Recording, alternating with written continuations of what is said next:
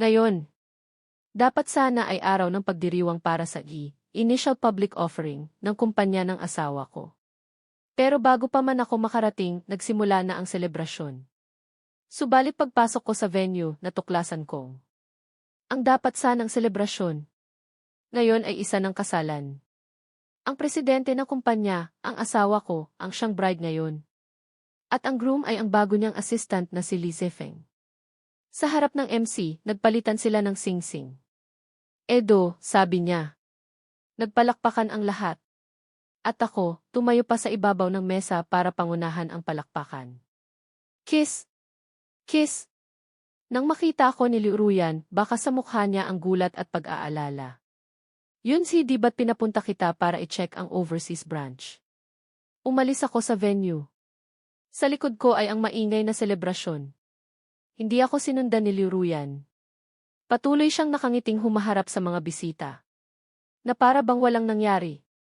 Pag-uwi ko sa bahay, sumalubong sa akin ang mga litratong nakasabit sa pader na nagpapakita ng pag-unlad ng kumpanya. Mula sa isang maliit na opisina na may 3 empleyado lamang. Hanggang sa marangyang headquarters ngayon. Sa bawat litrato, nandoon ako. Maliban sa groom na ipinakilala sa lahat ngayong gabi. Hating gabi na. Nang pumasok si Liu Ruyan na amoy alak. Nakita niya ako sa study room pero walang bahid ng hiya. Mayabang niyang sinabi. Isa lang yung seremonya para sa business cooperation. Lalaki ka, hindi mo ba maintindihan ang ganoong kaliit na bagay? Isinara ko ang laptop at mahinahong nagtanong, nakuha na natin ang pondo mula sa Li. Kailangan pa ba natin ng external investment? Natigilan siya at nagsimulang umiwas ng tingin. Tumayo ako at tiningnan siya. Kung hindi natin kailangan ng investment, bakit kailangan mong umarte ng ganito sa harap ng mga investor? Nagalit si Liu Ruyan. Fu Yunzi, kung may gusto kang sabihin, sabihin mo ng diretsyo. Dahil lang sa isang palabas, makikipag-away ka sa akin. Hindi naman kami nagpakasal talaga, bakit mo pinalalaki ang issue? Aalis na sana ako nang hawakan niya ang braso ko. Anong klaseng ugali yan? Ang dami kong isinakripisyo para sa kumpanya, tapos imbes na magpasalamat, magagalit ka pa sa akin. Fu Yunzi, kinain na ba ng aso ang konsensya mo? Nang marinig ko ang salitang isakripisyo, bigla akong natawa. Sakripisyo? Liu Ruyan, sabihin mo nga sa akin, sa loob ng 7 taon, ano ba ang isinakripisyo mo? Napanganga siya, hindi makapagsalita. 7 taon na ang nakalipas, si Liu Ruyan at Li Zefeng ang nagsimula ng kumpanya. Nang malapit na itong malugi at araw-araw na may naniningil na utang, nagdahilan si Li Zefeng na mag-aaral sa ibang bansa at tumakas, iniwan siyang mag-isa sa gulo. Yunzi, alam kong gusto mo ako. Wala na talaga akong ibang paraan. Ikaw na lang ang makakatulong sa akin. Noon, may luha sa kanyang mga mata, nanginginig ang boses habang nagmamakaawa sa akin. Ako, na lumaki sa isang mayamang pamilya, ay walang pag-aalinlangang tinanggihan ang alok ng tatay ko na magmana ng negosyo, at buong pusong sumali sa kanyang maliit na kumpanyang malapit ng bumagsak. Noong mga panahong iyon, nagtatrabaho ako ng 16 na oras araw-araw, naghahanap ng mga kliyente, nakikipagnegosasyon at puyat sa paggawa ng mga plano. Nagkapaltos ang mga kamay ko at namamaos ang lalamunan ko para lang maisalba ang kumpanya. Nang makaahon ang kumpanya, pumayag siyang pakasalan ako, pero palagi niya akong nilalait at sinasabing sinamantala ko ang kabutihan niya. Sa loob ng 7 taon, ako ang nag-develop ng core technology ng kumpanya. Ako ang nakakuha ng mahahalagang kliyente. Ako ang gumawa ng lahat ng mahahalagang desisyon. Siya, kailangan lang umupo sa silya ng presidente at anihin ang tagumpay. At ngayon, magsasalita siya sa akin tungkol sa sakripisyo. Fu Yunzi, anong problema mo ngayon? Nang makita ni Liu Ruyan na hindi ako nagsasalita, nagsimula ng mangilid ang luha sa kanyang mga mata. 7 taon na tayong mag-asawa, dahil lang sa nangyari ngayon, hihiwalayan mo na ako. 7 taong mag-asawa? Tiningnan ko siya at natawa. Sa loob ng 7 taon, natutulog tayo sa magkahiwalay na kwarto. Sabi mo, para mas efficient sa trabaho. Hindi natin inaamin sa publiko ang relasyon natin. Sabi mo, para sa imahe ng kumpanya. Pati marriage certificate natin, patago nating kinuha. Sabi mo, ayaw mong pag-usapan tayo ng iba. Sa huli, ang taong buong pagmamalaking tumayo sa harap ng lahat ay iba pala. Liu Ruyan, sabi ko ng dahan-dahan, sa tingin mo ba, para tayong mag-asawa? Hindi siya makasagot. Tumalikod ako at naglakad papunta sa safe sa study room. Kinuha ko ang isang folder. Ang mga papeles ng patent para sa core technology ng kumpanya, mga record ng pinirmahang kontrata sa mga importanteng kliyente, mga email ng mga mahahalagang desisyon. Bawat dokumento ay malinaw na nagpapatunay ng isang katotohanan. Ang tunay na may-ari ng kumpanyang ito na malapit ng mag-ipo ay ako. Hindi siya. Kinabukasan ng umaga, nagdala ako ng kape kay Liu Ruyan. Ruyan, hindi maganda kung magpapatuloy tayo ng ganito. Baka mas mabuting maghiwalay muna tayo para makapag-isip. Nahulog ang toast mula sa kamay ni Liu Ruyan. Nanlaki ang mga mata niya sa akin. Gusto mong makipaghiwalay? Nanginginig ang kanyang boses, pero agad ding bumalik sa pagiging arogante. CJ, pero aalis ka ng walang dala. Kaya kong patakbuhin ang kumpanyang ito ng mag-isa. Tumayo siya at nag-cross arms, pero nakita kong nanginginig ang kanyang mga daliri. Kalimutan mo na. Para sa kumpanya, wag na muna nating pag-usapan to. Nagpanggap akong sumuko. Nakahinga ng maluwag si Liu Ruyan, pero may kung anong kislap sa kanyang mga mata. Bigla, lumapit siya at kumapit sa braso ko. Yunsi, may good news ako para sa'yo kahapon. Kinuha niya mula sa kanyang bag ang isang BISCAN report na may ngiti ng tagumpay sa kanyang mukha. Buntis ako. Kinuha ko ang report. Nakasulat na 0 weeks na ang sanggol, sakto sa petsa bago ako umalis para sa 2-month business trip ko sa ibang bansa. Napangisi ako sa isip ko. Ang galing ng timing, ah. Tinitigan ako ni Liu Ruyan, naghihintay ng reaksyon ko. Dahil sa natanggap kong elite education, isang tingin pa lang ay alam ko ng peke ang BISCAN na ito. Wala pa ngang nabubuong organ, imposibleng 0 weeks na ang fetus. Pero nagpanggap pa rin akong masaya. Talaga? Ang galing! Lalong lumawak ang ngiti sa mukha ni Liu Ruyan. Niyakap niya ako ng mahigpit. Yunsi, alam kong matutuwa ka. Kinahapunan, sinabi ni Liu Ruyan na may pupuntahan siya. Pinanood ko siyang mag-makeup at mag-ayos. Alam na alam ko kung sino ang pupuntahan niya. Pagkaalis niya, agad akong pumasok sa kanyang study room. Sa pinakailalim ng drawer, may isang draft ng isang merger agreement.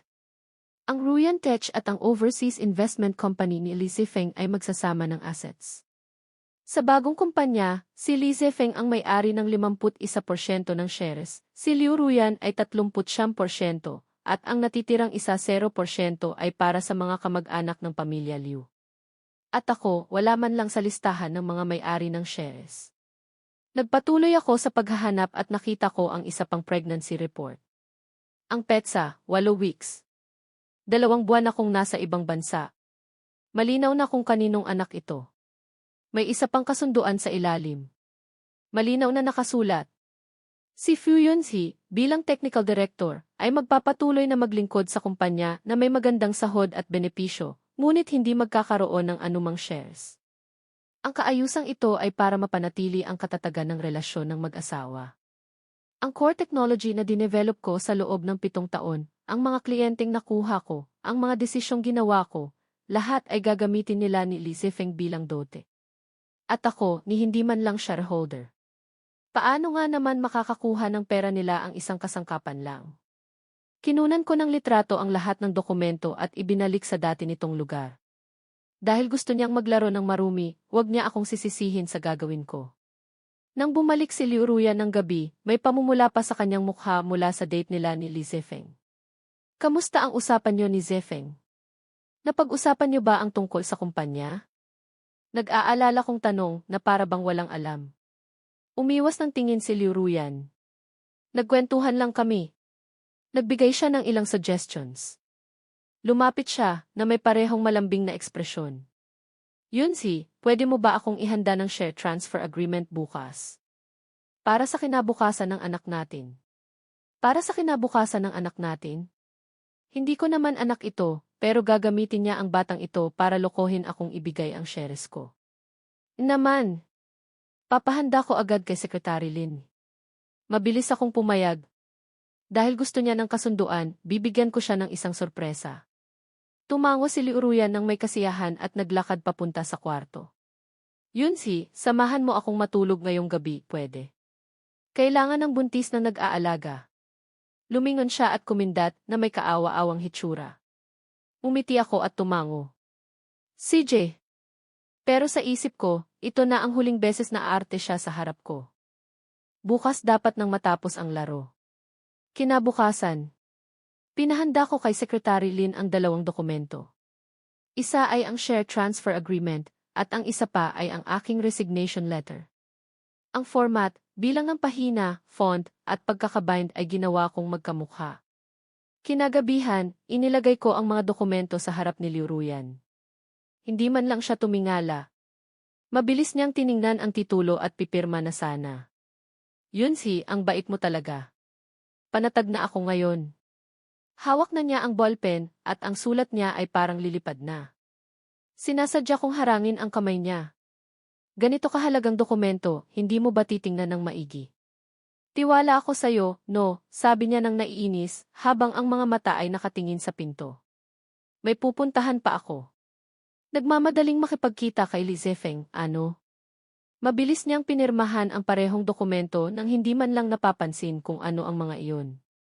Pagkatapos pumirma, dali-dali niyang inayos ang kanyang bag at ang takong ng sapatos niya ay tumutunog sa sahig. Pinanood ko siyang umalis ng nagmamadali at itinago ko ang resignation letter sa safe. Makalipas ang 1 oras, pumunta rin ako sa bahay ng pamilya Liu. Pagdating ko pa lang sa pinto, narinig ko na ang masayang usapan sa loob. Ang tatay ni Liu Ruyan ay may hawak na dokumento at ipinapakita sa lahat. Tingnan niyo to. Ito ang bagong share allocation plan ng kumpanya. Sa wakas, yayaman na ang pamilya natin. Lahat ay tuwang-tuwa habang pinagpapasahan ang merger agreement, namumula ang mga mukha sa sobrang saya. Nanginginig ang boses ng tiyahin ni Liu Ruyan sa sobrang tuwa. Ang galing talaga ni Ruyan. Ngayon, lahat tayo sa pamilya ay shareholder na. Mag-invest ako ng 500,000 para sa 2% shares. Kikita ako ng 200,000 sa 1 taon mula sa dividends. Ako, 1 milyon ang i-invest ko, sabi ng pinsan niyang lalaki. Ako, 800,000, sabi naman ng isa pa niyang tiyahin. Si Li Zefeng ay mahinahong nagpapaliwanag sa tabi. Mga tito at tita, huwag po kayong mag-alala. Maganda po ang future ng kumpanya.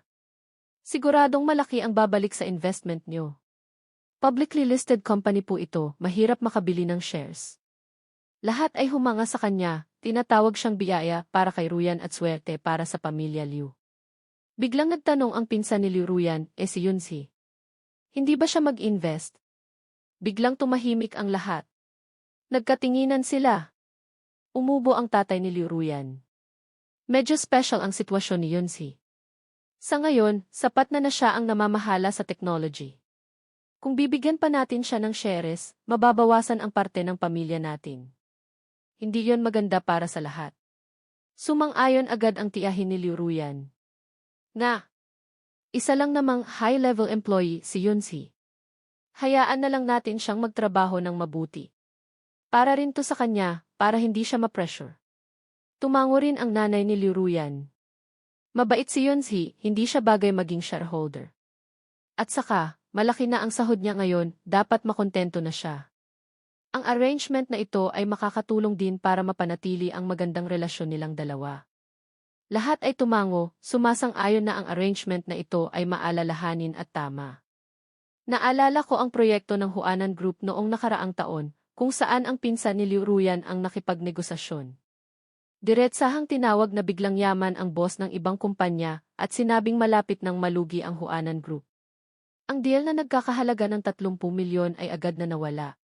Kinailangan kong magmadali papunta sa hotel ng hating gabi at uminom kasama ang boss na iyon hanggang 3:00 ng madaling araw para lang muling ayusin ang kasunduan.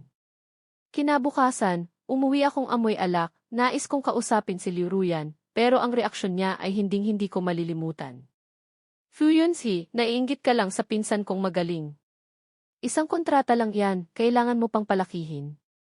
Kung magaling ka talaga, hindi mo hahayaang masaktan ang pinsan ko. Sa mga mata niya noon, para bang ako pa ang may kasalanan. Nariyan din ang tita niyang humingi ng tulong para magwarante ako sa loan niyang 5 milyon. Ang isa pa niyang tita ay pinakiusapan akong bigyan ng trabaho ang anak niya. Ang pinsan niya ay humingi ng mga kliyente. Kapag may problema, ako ang nag-aayos. Kapag may pakinabang, sila ang nakikinabang ng husto. Wala akong sinasabi. Tanging walang tigil at matinding overtime lang ang ginagawa ko. Lumalabas na ang 7 taon kong pagsisikap, sa mata nila, isa lang akong magaling na kasangkapan. Mayabang na sinabi ni Liu Ruyan, "Huwag kayong mag-alala, masunurin si Yunsi. Hindi siya tututol." Sa mga nakaraang taon, palagi siyang nakikinig sa akin, at ganoon pa rin sa hinaharap. Nagkunwaring nagsalita si Li Zifeng para sa akin, hindi ba't medyo hindi patas yan para kay Yunsi? Tutal, kung nasaan man ang kumpanya ngayon. Agad siyang pinutol ng ama ni Liu Ruyan.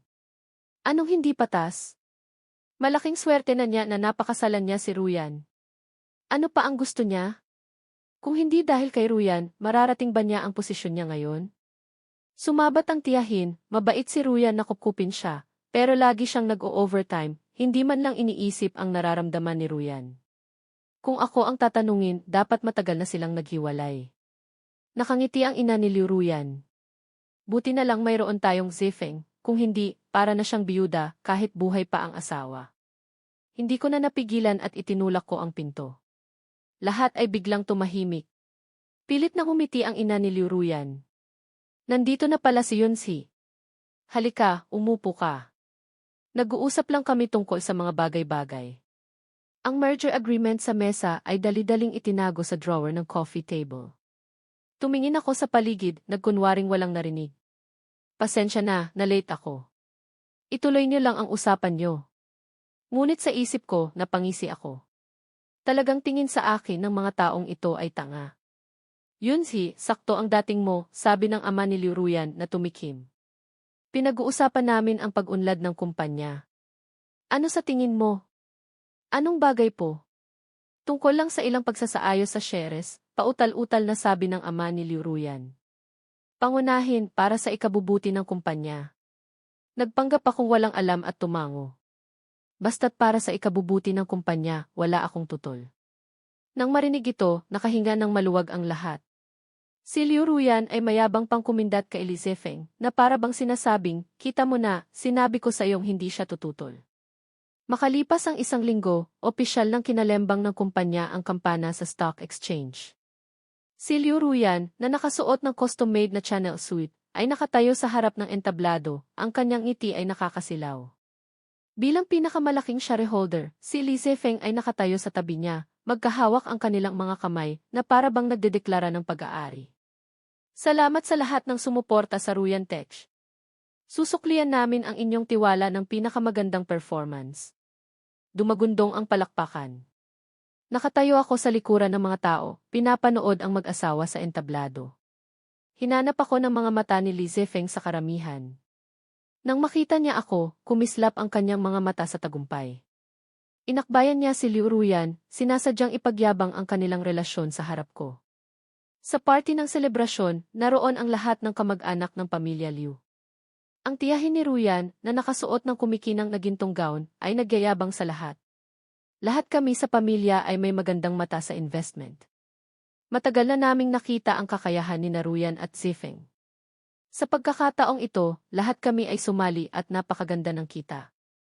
Pinalibutan sila ng mga reporter, walang tigil ang flash ng mga kamera. Ang mga magulang ni Liu Ruyan ay namumula sa tuwa.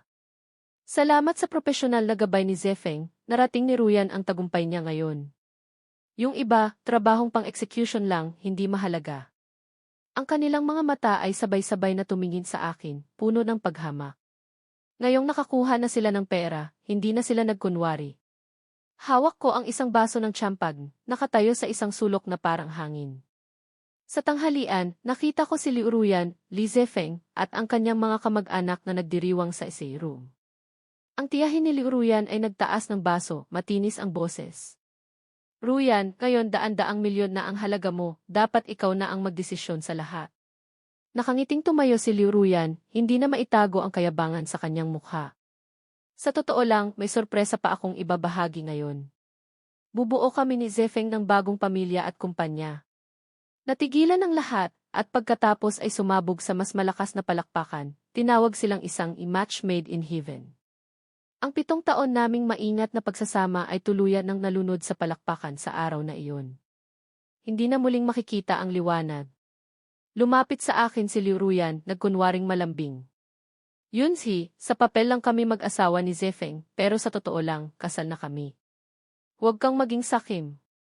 Kailangan ko ring bigyan ng paliwanag si Zefeng. Tayong 3 ang magpapalaki sa bata. Mas makakabuti ito para sa lahat. Hinawakan ni Li Zefeng ang kanyang kamay ng may pagmamahal at tiningnan ako ng may panghahamon. Ruyan, handa akong akuin ang responsibilidad na ito kasama mo. Mabuting tao rin si Yunzi, pwede tayong maging magkaibigan. Agad na pumalakpak ang ina ni Liu Ruyan. Yan ang pinakamagandang arrangement.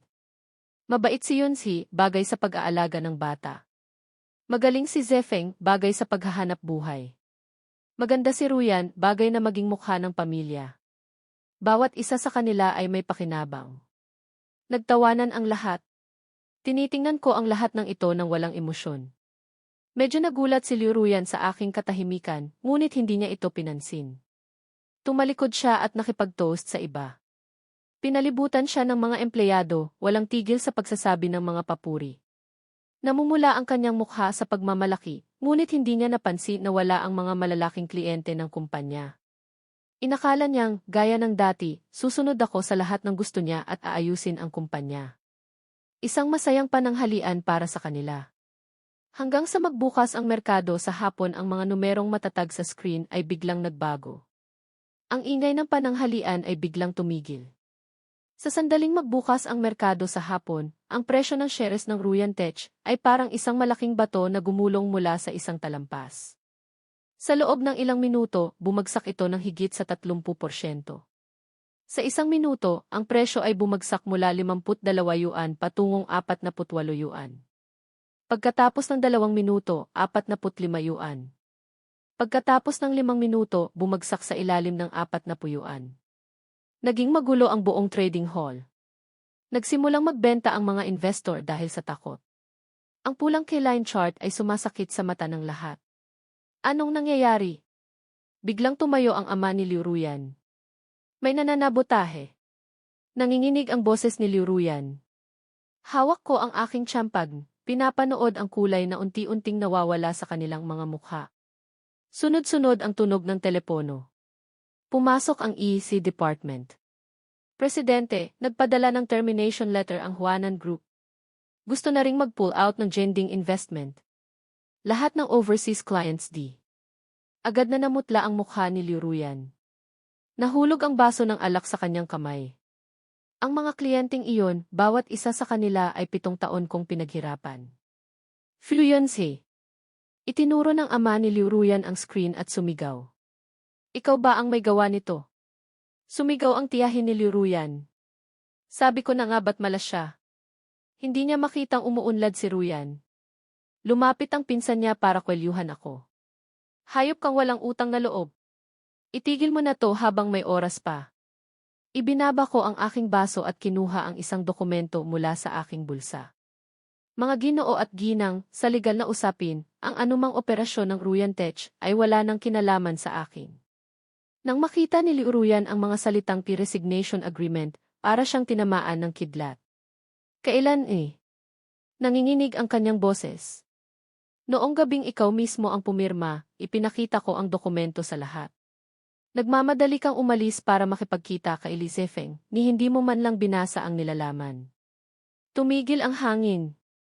Naalala ni Liu Ruyan ang gabing iyon ng pagmamadali at tuluyang nawala ang kulay sa kanyang mukha. Sinubukang pakalmahin ni Li Zefeng ang sitwasyon. Lahat kumalma lang. Pansamantalang pagbabago lang ito sa merkado. Early, pinutol ko siya. Mas mabuting isipin mo kung paano mo ipapaliwanag sa mga investor kung bakit ang kumpanyang sinasabi mong may magandang kinabukasan ay bigla na lang bumagsak. Nagsimulang magwala ang mga kamag-anak ng pamilya Liu. Totoong pera ang ipinuhunan nila. Yun si alang-alang kay Ruyan, tulungan mo naman kami, umiiyak na sabi ng ina ni Liu Ruyan. Inalis ko ang kamay ng pinsan niya. Tumulong ako sa loob ng 7 taon, anong napala ko? Ang tawaging high-level employee o isang walang utang na loob. Namula ang mukha ng pinsan niya. Huwag kang mayabang. Talaga bang iniisip niyo na ang kumpanyang ito ay naitaguyod dahil sa karisma ni Presidente Liu Ruyan? Tiningnan ko ang bawat isa sa kanila. O dahil sa karanasan ni Li Zefeng sa ibang bansa. Sinubukang magsalita ni Liu Ruyan, ngunit pinigilan ko siya. Imbes na sisihin ako rito, bakit hindi niyo tanungin si Liu Ruyan kung kaninong anak talaga ang dinadala niya? Natahimik ang lahat. Ang lahat ng mga mata ay nakatuon sa bahagyang umbok na tiyan ni Liu Ruyan. Fluency. Anong pinagsasabi mo? Nawala sa sarili si Liu Ruyan at hindi sinasadyang tinakpan ang kanyang tiyan. Agad na sumingit si Li Zefeng para ipagtanggol siya. Kapatid na yun si, alam kong malaki ang pagmamahal mo kay Ruyan, pero hindi mo pwedeng basta-basta na lang siyang siraan. Ang batang dinadala ni Ruyan syempre, bunga ng aming pagmamahalan. Diniinan niya ang salitang aming. Napangisi ako at lumingon kay Li Zefeng. Li Zefeng mali, dapat pala kitang tawaging dating Isili, tama? 3 taon na ang nakalipas, sa isang pribadong ospital sa California, VGC, dahil sa isang malubhang medical malpractice, namatay ang isang pasyente. Dahil dito, binawi ang iyong lisensya bilang doktor. Hindi mo naman siguro nakalimutan iyon, di ba? Biglang nagbago ang mukha ni Li Zefeng. Agad na pinagpawisan ang kanyang noo. Hindi rin makapaniwalang tumingin si Liu Ruyan sa kanya. Pag-uwi mo rito, sinasabi mong medical consultant ka. Kung gayon, ang medical license at pagkakakilanlan na ginagamit mo ngayon marahil ay pag-aari ng kapatid mong nasa Australia, si Limuyang, tama ba? Nagsimulang magbulungan ang mga reporter. Ang mga flash ng kamera ay nakatutok kay Li Zefeng. Lalong pumangit ang itsura ni Liu Ruyan. Tinitigan niya ng mariin si Li Zefeng, naghihintay ng paliwanag. At ikaw, Liu Ruyan, lumingon ako sa kanya, na may awa sa aking mga mata. Talaga bang iniisip mong ikaw lang ang para kay Li Zefeng? Sa pagkakaalam ko, itong napaka-sweet na si Ing Li ay may hindi bababa sa 5 girlfriend dito sa bansa. 2 sa kanila, tulad mo, ay nagsasabing buntis din sila at siya ang ama. Ang ipinangako niya sa kanila, hindi ba't isang kinabukasan din bilang asawa ng presidente ng isang publicly listed company? Napasuray si Liu Ruyan, nakatitig ng husto kay Li Zefeng. Lumalabas na 7 taon niya akong pinagplanuhan, ngunit siya pala ay pinaglalaruan lang ng isang mas malaking manloloko. Tuluyan nang nataranta si Li Zefeng. Itinuro niya ako, sumisigaw ng mayabang para itago ang takot. Sinungaling ka. Gawa-gawa mo lang lahat yan. Wala kang ebidensya. Sa sandaling iyon, lumapit si Secretary Lin at iniabot ang isang tablet sa pinakamalapit na reporter. Mga kaibigan mula sa media, narito ang mga talaan ng korte mula sa kaso ng medical malpractice ni Ing Li Zefeng sa Amerika, ang opisyal na dokumento ng pagbawi sa kanyang lisensya, at ebidensya ng paggamit niya sa pagkakakilanlan ng kanyang kapatid para sa mga aktibidad sa negosyo dito sa bansa. Tungkol naman sa contact information ng kanyang mga girlfriend at ilang chat records, naniniwala akong mabilis itong mabi-verify ng mga masisipag nating reporter. Nang lumabas ang ebidensya, nagkagulo ang lahat. Ang mga reporter ay parang mga pating na nakaamoy ng dugo at dumumog sa kanila. Ang maginoong elite na galing sa ibang bansa, isa palang manlolokong may maruming record. Ang bagong groom ni Liu Ruyan, isa palang peking doktor na may 5 babae at iligal na nagsasagawa ng medisina. Ang dangal ng pamilya Liu ay nadurog sa sandaling iyon. Ang mga magulang ni Liu Ruyan ay namutla. Ang tiyahin at pinsan ay namutla. Kanina lang ay pinupuri nila si Li Zefeng, ngayon ay gusto na nilang magtago sa ilalim ng lupa. Si Liu Ruyan, sa wakas, ay hindi na nakayanan ang sunod-sunod na dago. Sumigaw siya, itinulak si Li Zefeng, at itinuro siya at ako, na may kabaliwan sa kanyang mga mata. Mga manloloko! Mga manloloko kayong lahat! Ang kumpanya ko ang anak ko di. Sa sobrang emosyon, sumakit ang kanyang tiyan at muntik na siyang himatayin. Ang mga bisita sa ibaba ay nagsimulang magbulungan. May mga nag-video, may mga nag-post sa social media. Ang ingranding selebrasyon ng GI ay tuluyang naging isang hindi na maaayos na iskandalo. Nagpatuloy ako, ngayon, malinaw na sa lahat. Ako at si Liu Ruyan ay kasal sa loob ng 7 taon na may illegal na marriage certificate.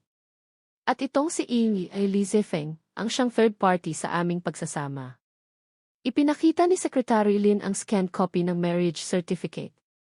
Ang petsa ay malinaw na nakasulat, 7 taon na ang nakalipas. Nagulat ang lahat. Si Fu Yunzi pala ang tunay na asawa. Ang napakagwapong groom na si Li Zefeng ay isang kabit pala. Agad na namutla ang mukha ni Liu Ruyan. Hindi niya inasahan na ilalabas ko ang lahat sa ganitong pagkakataon.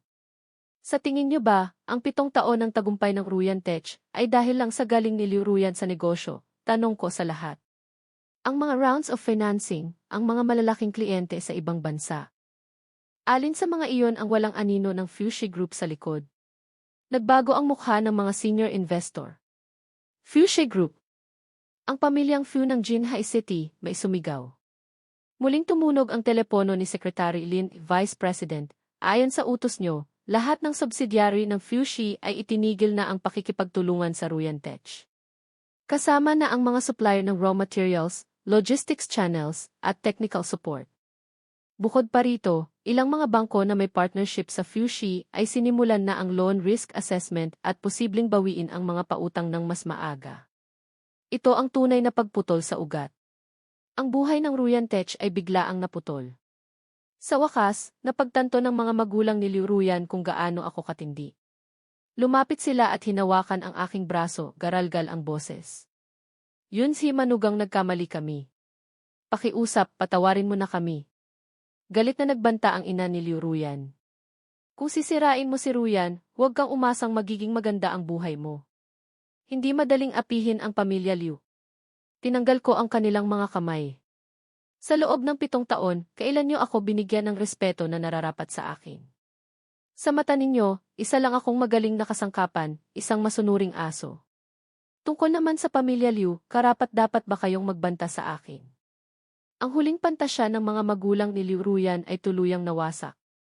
Matapos ang maikling pahinga, si Liu Ruyan ay tuluyang bumagsak dahil sa sunod-sunod na masamang balita. Nanginginig na tinawagan niya ako, umiiyak ang boses. Yunzi, nagkamali talaga ako.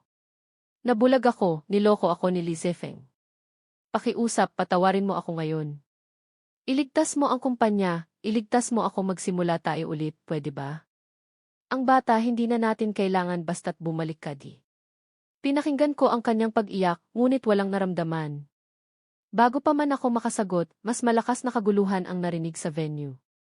Isang tauhan sa finance ang tumakbo, hingal na hingal. Masamang balita.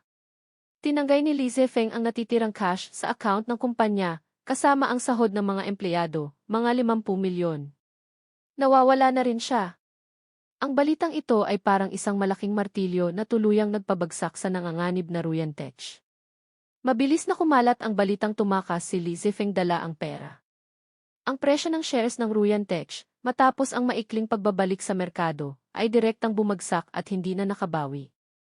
Dumating ang mga supplier para maningil, nag-aalala ang mga empleyado, at nawalan ng lahat ang mga investor.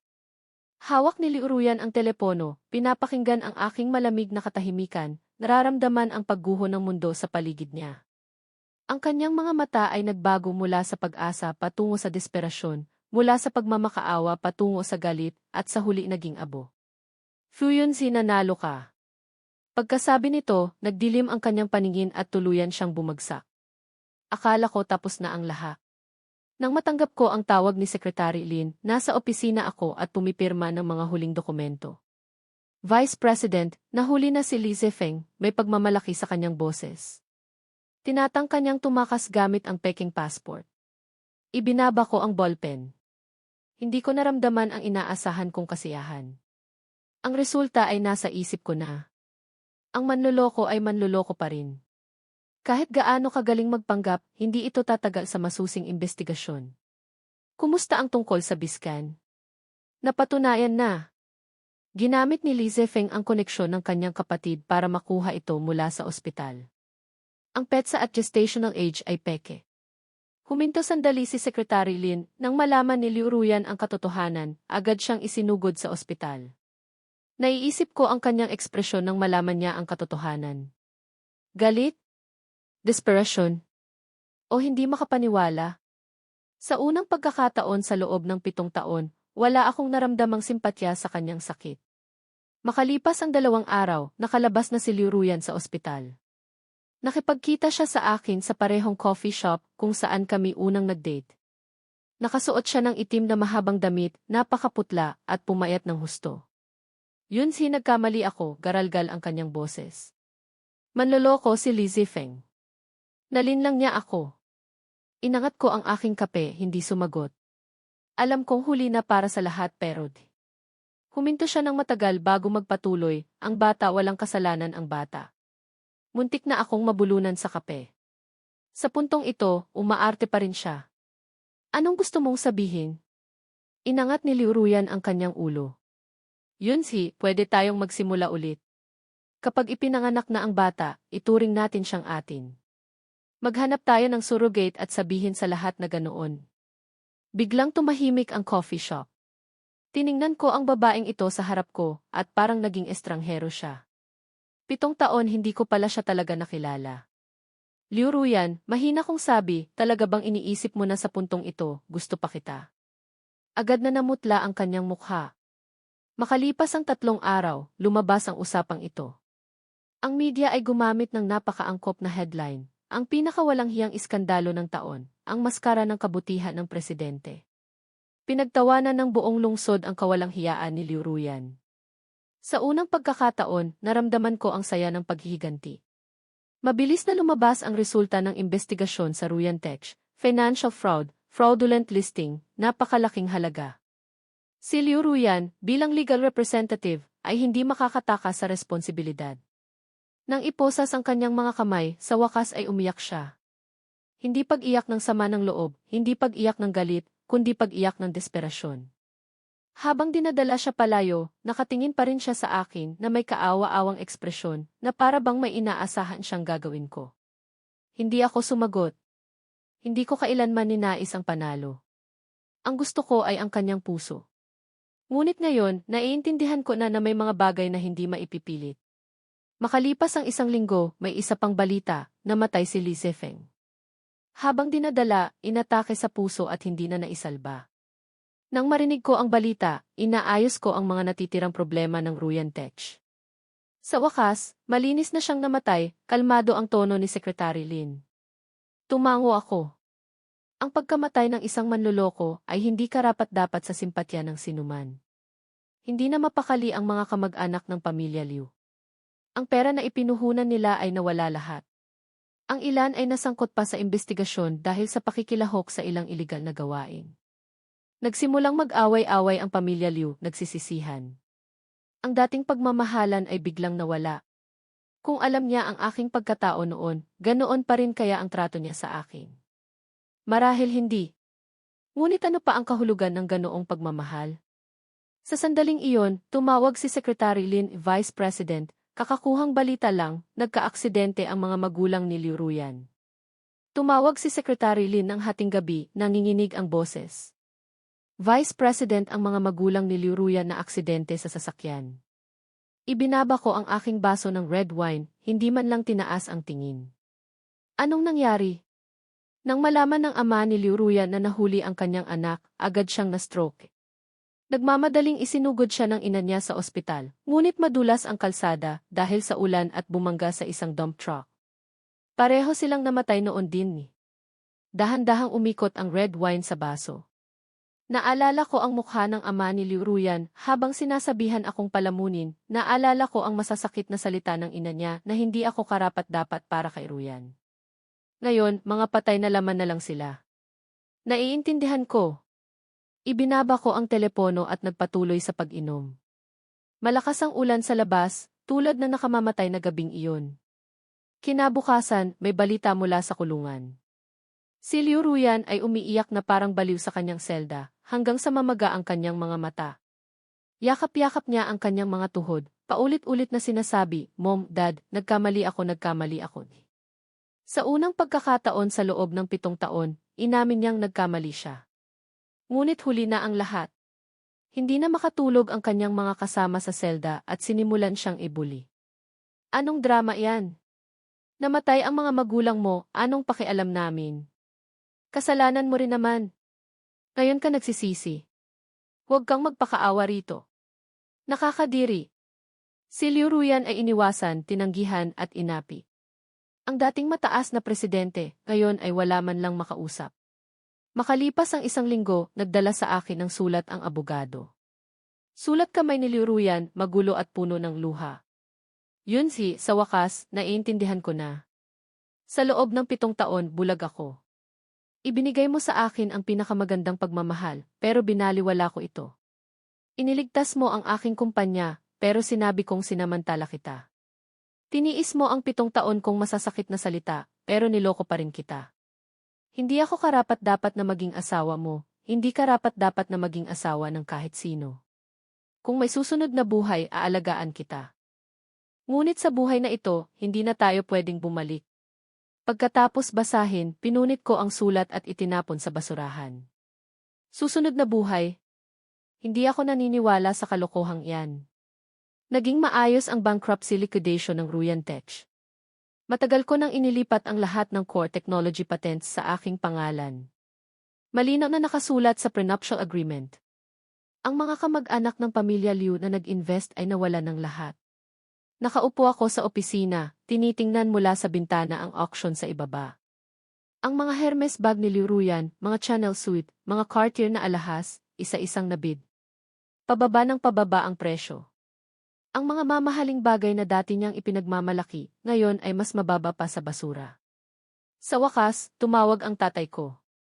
Yunsi, nahirapan ka sa mga nakaraang taon. Umuwi ka na. Kailangan ka ng fuchsia. 7 taon sa wakas, narinig ko ang mga salitang iyon. Okay, Dad. Dahil sa dami ng pinagdaanan mo, utang namin sa'yo to, hindi na ito maulit.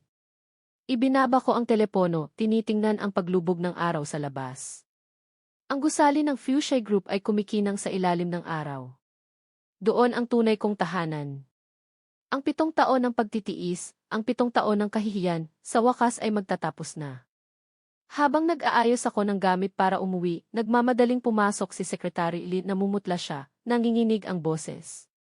Vice President, may balita mula sa kulungan. Anong balita? Si Liu Ruyan siya. Nagpakamatay si Liu Ruyan sa kanyang selda gamit ang bedsheet. Umalinggaw-ngaw ang boses ni Secretary Lin sa opisina. Huminto ang ballpen sa aking kamay. Hindi ko naramdaman ang inaasahan kong gaan. Sa halip, isang kakaibang pakiramdam ng kawalan. Ibinaba ko ang ballpen at lumapit sa bintana. Ang babaeng dating napakataas, ganoon na lang kadaling tinapos ang kanyang buhay. Vice President, okay lang po ba kayo? Maingat na tanong ni Secretary Lin. Ayusin mo, pupunta ako sa sementeryo. Tahimik ang sementeryo. May ilang bulaklak sa harap ng puntod ni Liu Ruyan. Marahil ay mula sa mga kamag-anak ng pamilya Liu. Ngunit ngayon, sila mismo ay nasa gipit na sitwasyon, kaya marahil ay pakitang tao lang ito. Nakatayo ako sa harap ng puntod, tinitingnan ang pamilyar na larawan. Sa larawan, siya pa rin ang mayabang na babae, bahagyang nakangiti, malamig ang tingin. Mula sa alabok ka babalik. Pagkasabi nito, tumalikod ako at umalis. Hindi na ako babalik. Makalipas ang 1 buwan, sa board meeting ng Fuchsia Group. Mga ginoo at ginang, opisyal kong inaanunsyo na si Yunsi ang papalit bilang ng grupo. Umalinggaw-ngaw ang boses ng aking ama sa meeting room.